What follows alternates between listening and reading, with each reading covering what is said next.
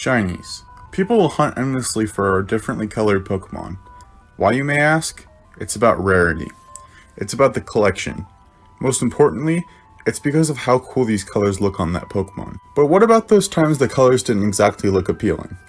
What about when the difference wasn't even noticeable? Well, today, I'll be showcasing what can be done to improve those shinies.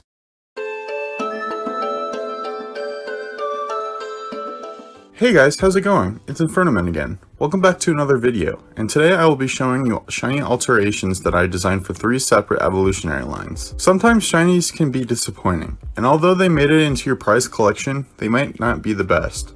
I decided to change 3 evolutionary lines today because they are either commonly seen as terrible shinies, or they could just be better, in my opinion at least.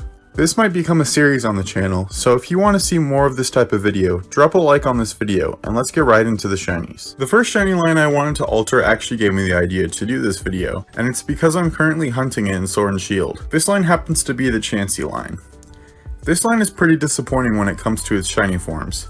While Chansey's shine is passable, Happiny and Blissey hardly changed. The biggest mystery is why Blissey is different from Chansey at all, considering they both received their shinies in the same generation. To solve this dilemma, I decided to give Happiny and Blissey's shiny colorations to match Chansey's. Where the colorations are usually white on the two become the green color that is seen on Chansey's what I call feather tips, and the rest of their bodies match the sort of eggshell white seen on Chansey as well. Finally, I decided to darken Happiny's cheeks to make them more noticeable in comparison to the rest of its body. Now, one alteration isn't quite enough, as matching the other 2 forms to Chansey wasn't the only idea I had. The second design I went with keeps the eggshell white for the body, but turns the other parts blue. This was inspired by the custom shiny Chansey that was featured in the Let's Go Pikachu fan hack played by A-Drive, What's Up Pikachu, and I think it works perfectly. The third and final alteration I did to this line turns the main body pieces into a plain white and the rest of the parts purple.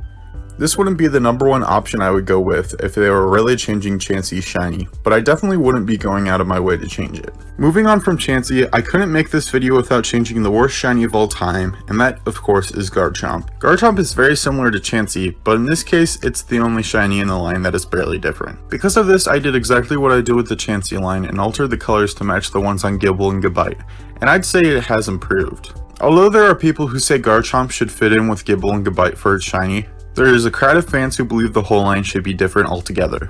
I decided to do exactly that, but to match them to Mega Garchomp shiny.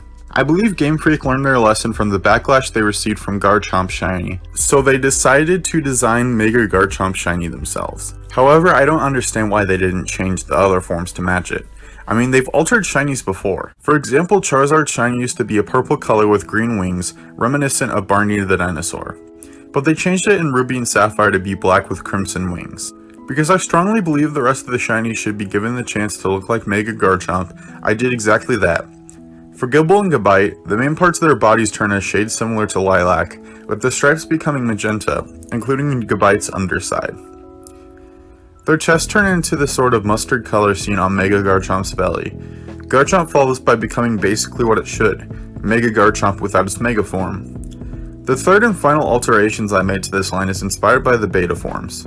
As you may recall, about a month ago, the beta forms for Pokemon from Diamond and Pearl were leaked online, and while some are easily memeable, most notably Probopass, Garchomp's line looked more like land sharks instead of dragons. Bronzong's original colors were actually what is known as its shiny colors now, so I took that idea and applied it to the Gible line.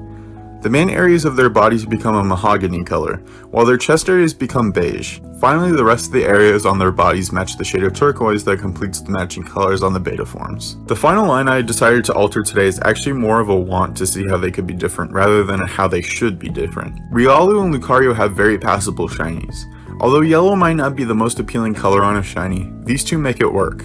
Even though I think these shinies are alright, there are 2 different ways I changed them that might even be considered improvement.